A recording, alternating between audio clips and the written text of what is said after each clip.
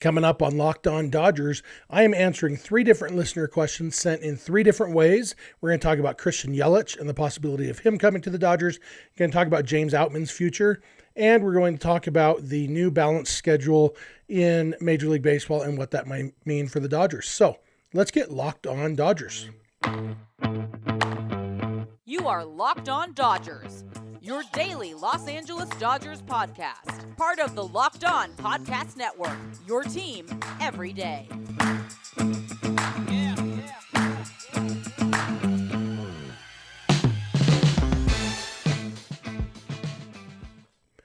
Hello, Dodger fans. Welcome to Locked On Dodgers, part of the Locked On Podcast Network, your team every day.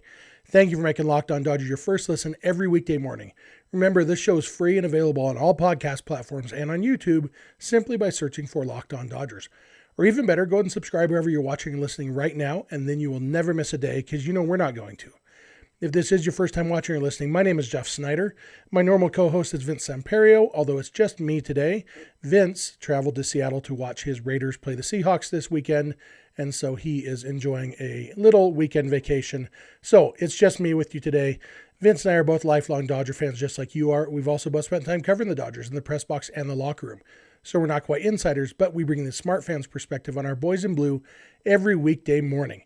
And with that preamble out of the way, let's jump into our Dodger talk. And as I mentioned at the top, it's not really a mailbag episode. This is just kind of feedback we've gotten, not in response to us putting out a call for questions, but I have one YouTube comment that I really liked that I want to talk about. I have one email that we got from a listener in France that I want to talk about, and one Twitter comment. Somebody added us on Twitter. And so this is, that's what we're going to talk about is those 3 things. We're going to start with the Twitter comment. This comes from our buddy Kevin at BlueGoon82. Kevin and I, if you're not familiar, we have a little bit of a complicated history. We don't always see eye to eye on things, but we like each other, I think. And, I think when we do disagree, it's mostly, at least it's, we come by it honestly, I guess. So, it's okay. We don't all have to agree. We agree on the important thing, which is that, we love the Dodgers. So, but Kevin asks, would you take on the Christian Yelich contract in addition to giving up top prospects for Corbin Burnes and Willy Adames? And I responded to Kevin on Twitter, but I also wanted to talk about it here because I think it is a pretty interesting topic. Christian Yelich is a former MVP, won the MVP award in 2018, finished second behind Cody Bellinger in 2019, was legitimately one of the best players in baseball, maybe the best player in baseball over those 2 years combined, was outstanding. Had 1,000 OPS in 2018, 1,100 in 2019, and led the National League in batting average both years, led in batting average, slugging, and on-base percentage in 2019. Bellinger was roughly his equal offensively and better defensively. That's why Bellinger won the MVP award that year. Yelich was awesome, though. Since then, he has been less than awesome. 2020, his OPS plus was just 110. His OPS dropped from 1,100 in 2019 down to 786 in 2020, down to 736 in 2021, and 738 in 2022. Basically, Christian Yelich has gone back to being what he was at the beginning of his career. For the first couple of years of his career with the Marlins, he was a guy who showed promise. He had some pop, some speed. And other than that, he was kind of a guy who you thought, oh, he could turn out to be good. And then he did. He was really good. But the last few years, he has been back to being less than good. The problem is the Brewers signed him to a 9-year extension after that 2019 season. So basically, they didn't pay him very much at all to be really, really good. And then as soon as he stopped being really, really good is when they started paying him a lot of money. He was reasonably affordable the first couple of years of the contract, $12.5 million in 2020, $14 million in 2021, $26 million in 2022. And he is making $26 million for each of the next 6 years. Now, if Yelich was MVP level Yelich, $26 million is a bargain. And I think when the Brewers signed him to this extension, they thought they were getting a deal. It seemed like it might have been a pretty good deal. I had my concerns about it at the time, but overall it wasn't a terrible idea. But now you have a guy who is going into his age 31 season, and he hasn't been good in a while. He's going to be 31 next week. And not that he hasn't been good. He hasn't been bad. He's still worth starting. 2021, he probably didn't even deserve to start based on how good he was. Part of the problem is he's bad defensively too.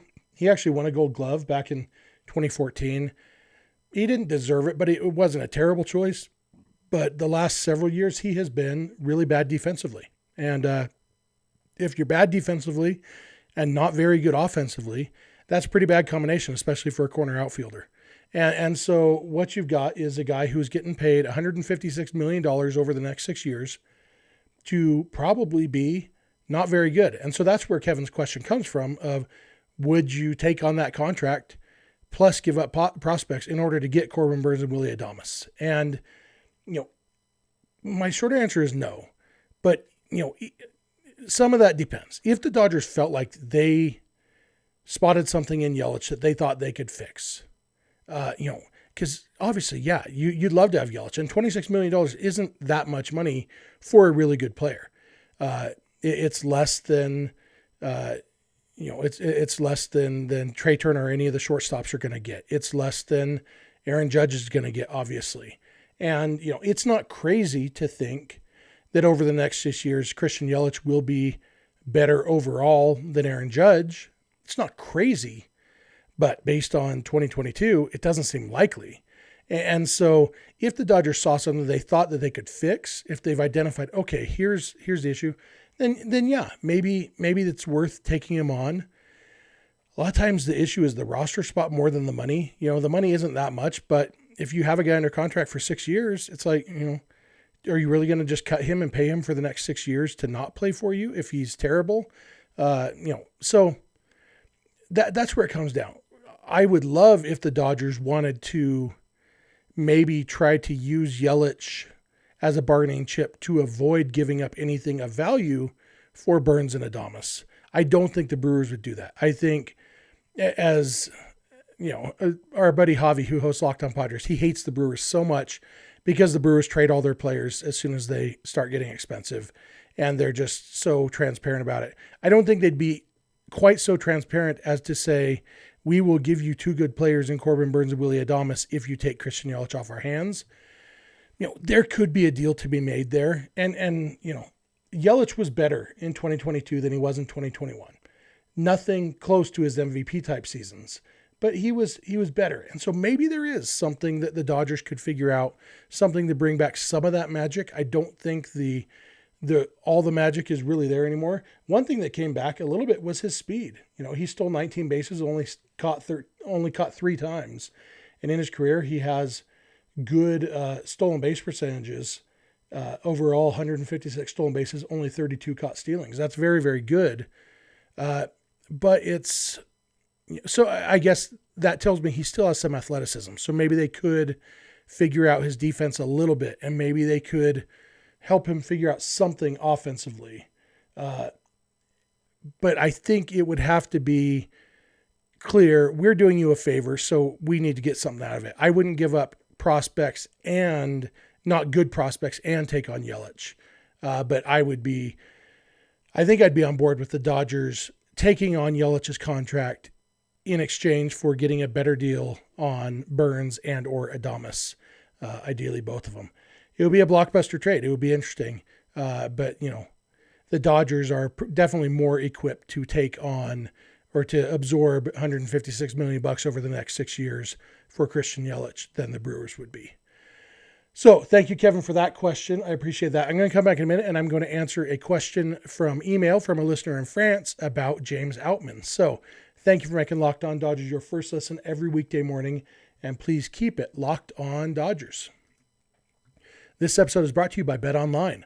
BetOnline.net is your number one source for sports betting info, stats, news, and analysis. Get the latest odds and trends for every professional and amateur league out there. From football to basketball to soccer and esports, we've got it all at betonline.net. And if you love sports podcasts, you can find those at BetOnline as well. We're also the fastest and easiest way to get your betting fix. Head to the website today or use your mobile device to learn more. BetOnline, where the game starts. All right, I am back. I want to thank you again for making Locked On Dodgers your first listen every weekday morning. When you're done with this, for your second listen, check out the Locked On Sports Today podcast. It's the biggest stories of the day, plus instant reactions, big game recaps, and the take of the day. Available on the Odyssey app, YouTube, and wherever you get podcasts. If you're a football fan, Monday morning is definitely a good time to listen to Locked On Sports Today. There's never a bad time to listen to that, but obviously they will have all the important stuff you need to know about Sunday's NFL action. So, getting back to Dodger stuff, I do want to thank you again for listening.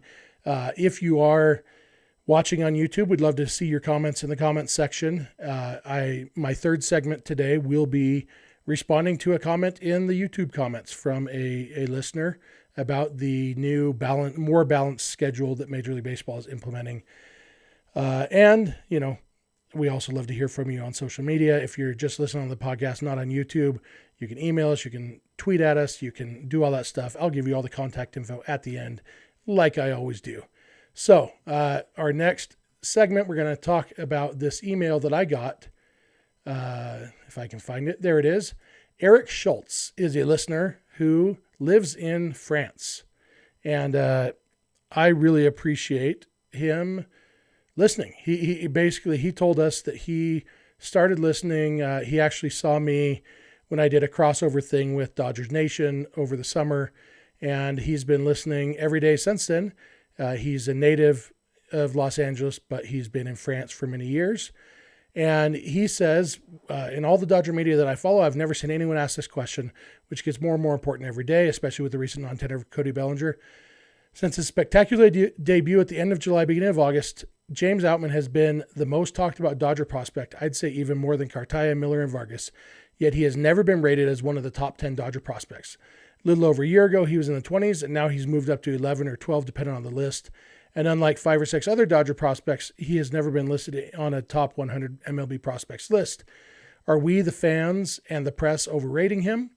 Was he brought up mainly just to showcase him for the trade deadline, but no team took the bait?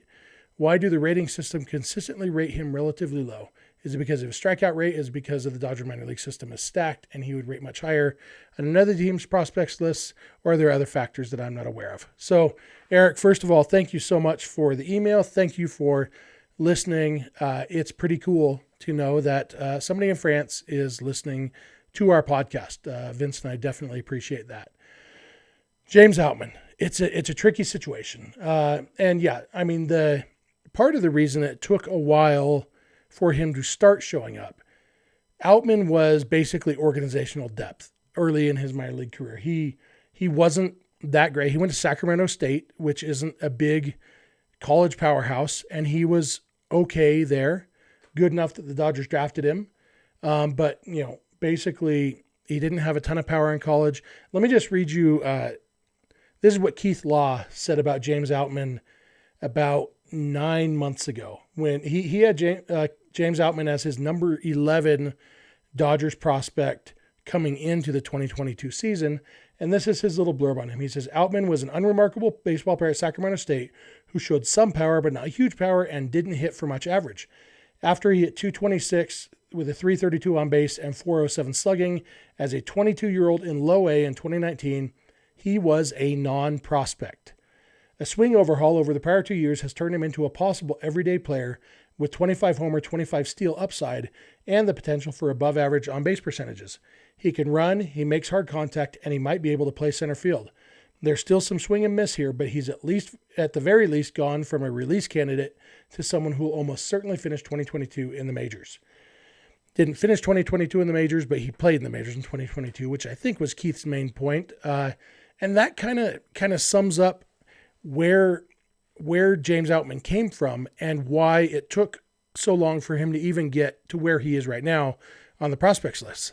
I think it also kind of explains a little bit of the skepticism, if skepticism is the right word, about why he's not higher, because it is a relatively short track record of success. 2020, there was no minor league season, and then 2021, suddenly, he's a good hitter. And it's like, I understand, especially before 2022. So really there was just the one season of track record of James Outman being good. So I understand why he wasn't in the top 10. I think that what we saw from him in AAA and in the majors will bump him up some. And what Eric mentions about the Dodgers having a stacked system, yeah, that's definitely part of it. James Outman, no matter how well he plays, is not going to pass Diego Cartaya on the prospect list because Diego Cartaya is an elite prospect. But I do think that Outman will probably, when we get in the next month or two, get into preseason prospect rankings, I think Outman will have moved up some. And I think that is because he has shown 2 years now of, this guy has actually figured out how to hit. He does still have that swing and miss. I've mentioned on this show before, Outman's strikeout rate in AAA was roughly the same as Cody Bellinger's strikeout rate in the major leagues in 2022. And major leagues has better pitching than AAA does. And Outman still struck out just as often. So Outman's going to strike out a lot. I think there are going to be a lot of fans who are so high on Outman right now and thinking just plug in Outman as the Dodgers starting center fielder. He's ready. He'll be better than Bellinger. It would not surprise me even a little bit if Cody Bellinger has a better season in 2023 than James Outman. It wouldn't surprise me if Outman is better than Bellinger. I don't know what's going to happen with Bellinger, but I don't think it's a foregone conclusion that Outman is going to be better than Bellinger. I think he'll be better than Bellinger was in 2021 and 2022, but I don't necessarily think it's a foregone conclusion he'll be better than Bellinger in 2023, if that makes sense. Outman's going to strike out a lot, and he's going to – we saw it even in his time in the big leagues. He struck out 7 of his 13 at-bats or something. Every time he didn't get a hit, he struck out. He has yet to hit the ball in play and get out. As of right now, he has the highest or the most plate appearances of any position player in baseball history with a 1,000 batting average on balls in play. Only one player has more. I can't remember who it was. It was a pitcher who went like 2 for 22 in his career with 20 strikeouts. Still active, I think. I can't remember who it was now, but it was some pitcher. Anyway, James Outman strikes out a lot, hits the ball hard when he does hit it. I think he's going to play good defense. I don't think he's going to be as good as Cody Bellinger defensively in center field. I think he's going to be solid if he ends up playing center field for the Dodgers. I think he could play left field really well. But yeah, to answer Eric's question, I think the fact that I think 2019 really stuck in people's minds with James Outman. He's 22, playing in low A, so against younger competition, and he's bad. And I think it's hard for people to get that, especially because that reinforced in college when he hadn't been super good. And so it was like, this guy's organizational depth. And it's hard to make that transition if you're a prospect guy of this guy's organizational depth to this guy might actually be a big leaguer. And so what we've seen from Outman and what is promising is he has made those changes. He's made improvements, and there's no reason to think that he's done improving. And so he could very well continue to get better for another couple of years in the big leagues and could end up being a really, really good player.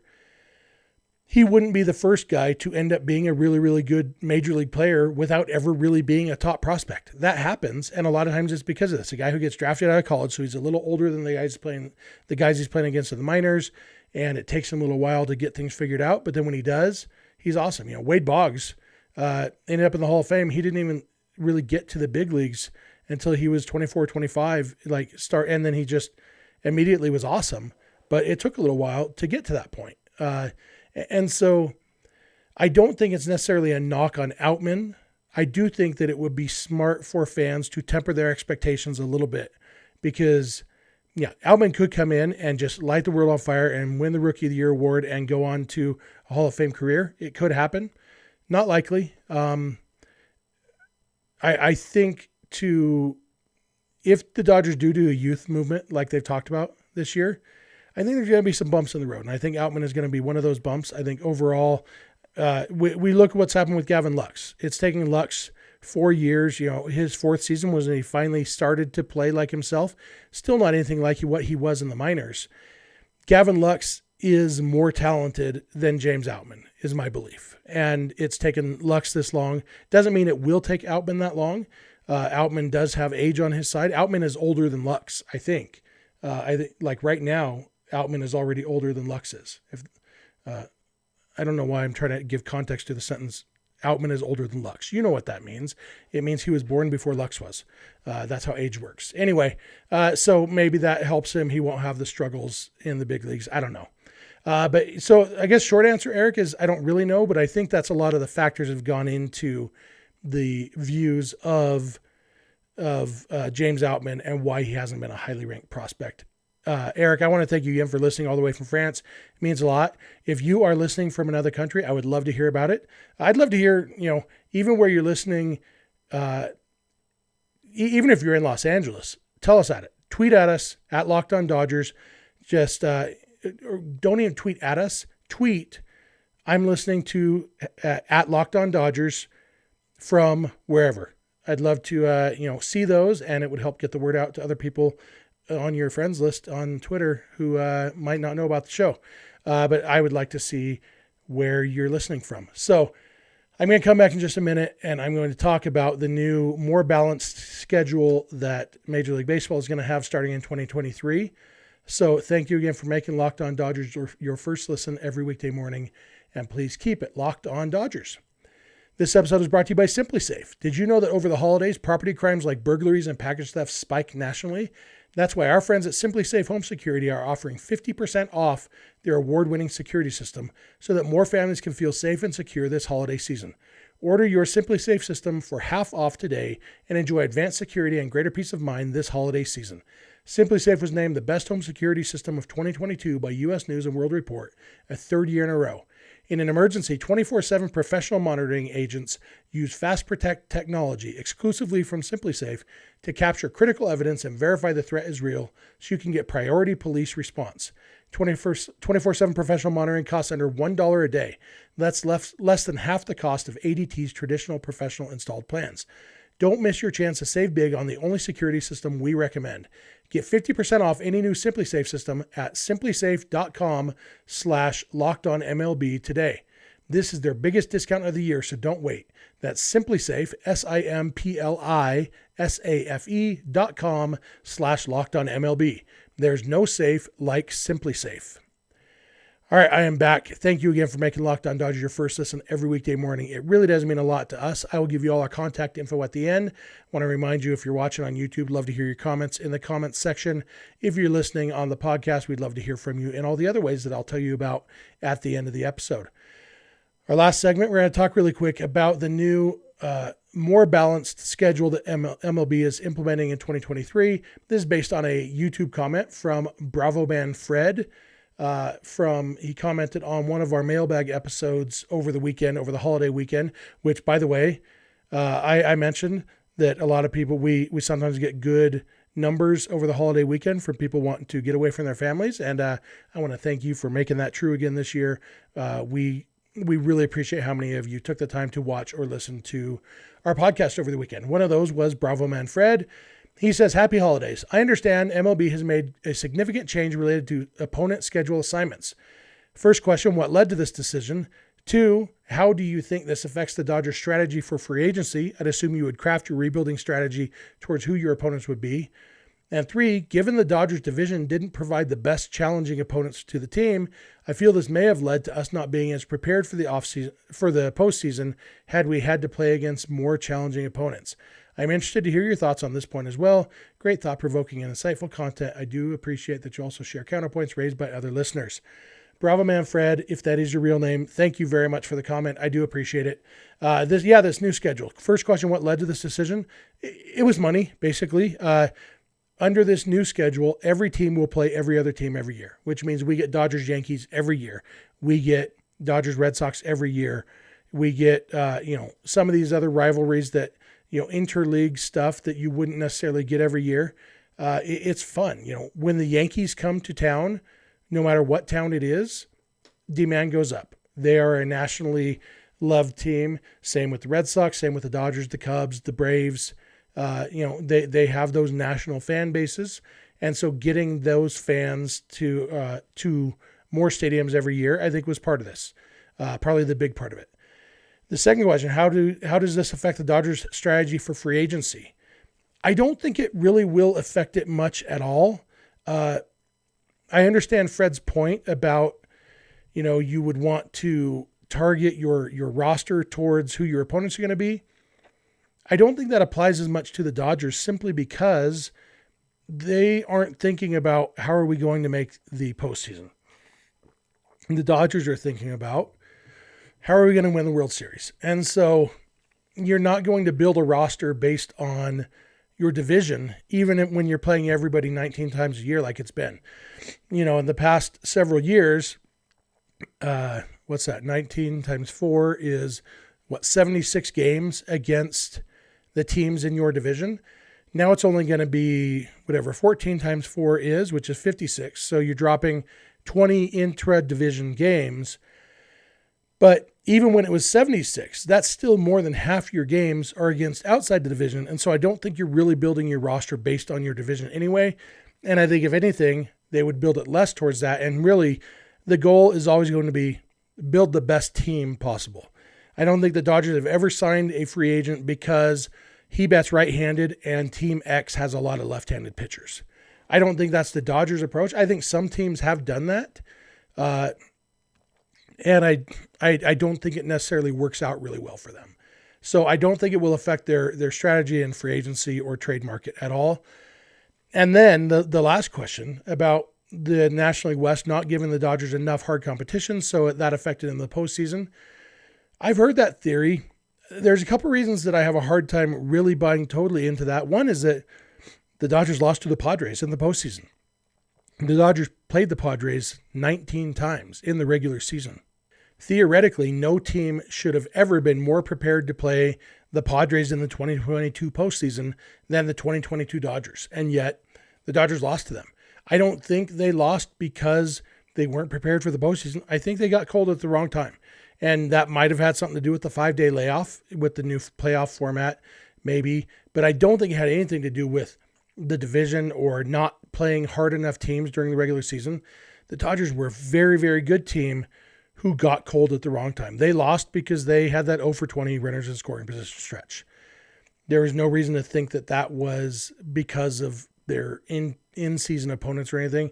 So I don't think that this is really going to change that much. If anything, if they do get to the World Series, it will be against a team they for sure played during the regular season. Even in the playoffs, in the National League side of the playoffs, there's been times where you play a team you didn't play. No, they do play all the other National League teams. And so, in the World Series, it would give them a little bit of not even an advantage because the other team has the same advantage of having played the Dodgers. So a little more familiarity. But yeah, I feel like, honestly, I feel like this change is going to be mostly nothing and not really that big a deal. I'm kind of looking forward to it because I get tired of watching the Dodgers play the Rockies, honestly. The fact that the Dodgers only have to make 2 trips to Colorado this year, great news as far as I'm concerned. It's weird. The Dodgers won't play a home game against the Giants until late June or early July or something this season. It's going to be weird, but I think it'll be weird in a good way for the most part. And that's something I'm looking forward to. Playing every team every year will be fun. And yeah, if it helps Major League Baseball financially too, so be it. I'm not opposed to that idea. I think overall it's going to be a good thing. I wouldn't even mind a little bit more balance because you're still playing your in-division team opponents 14 times, which is still a lot, but it's not terrible. And so I'm looking forward to that. And I hope that answered your questions, Fred. I'd love to hear if you agree or disagree with my points from any of you, Fred, Bravo Man Fred, or any of the rest of you. That's going to do it for me today. I do want to thank you all for making Locked On Dodgers your first listen every weekday morning. It means a lot to us. We are looking forward to another week of talking Dodgers with you. I think Vince and I will be together most of this week. Today is the only day that I know for sure that it was just going to be me, but we'll see what the next days bring us. There is some news on the Dodger front that maybe it's not huge news. The Marlins are hiring the Dodgers hitting coach or one of their assistant hitting coaches to be their hitting coach. And, there's rumblings on the free agent market, rumblings on trade market and stuff. We'll have plenty to talk about. I wanted to dig into these questions from listeners today since there's no huge news on the Dodger front. But one of the great things about a daily Dodgers podcast is there is always time to talk about the other stuff tomorrow. So that's what we'll be doing tomorrow. Vince and I should be together. So thank you again for making Locked On to the Dodgers your first listen every day. Now for your second listen, check out Locked On Sports Today. From the games that matter the most to the biggest stories in sports, go beyond the scoreboard and behind the scenes with the local experts and insights only Locked On can provide. Locked On Sports Today, available on the Odyssey app, YouTube, and wherever you get podcasts. If you're not watching or listening to Locked On Dodgers every day, we'd love if you add 1 or 2 days a month to your rotation. If you have friends or family who love the Dodgers, please tell them about the show. You can follow us on Instagram and on Twitter at Locked On Dodgers. Vince is on Twitter at Vince Samperio. I'm on Twitter at Snider, and the DMs are open in all of those places. Our email address is lockedondodgers@gmail.com, and our phone number is 323-863-LOCK, 5625, where you can shoot us a text or leave us a voicemail. We are here every weekday morning, and we hope you'll be here with us. When you get in your car or sit on your couch, tell your smart device to play podcast Locked On Dodgers. And remember, you don't have to agree, you just have to listen. We'll talk to you tomorrow.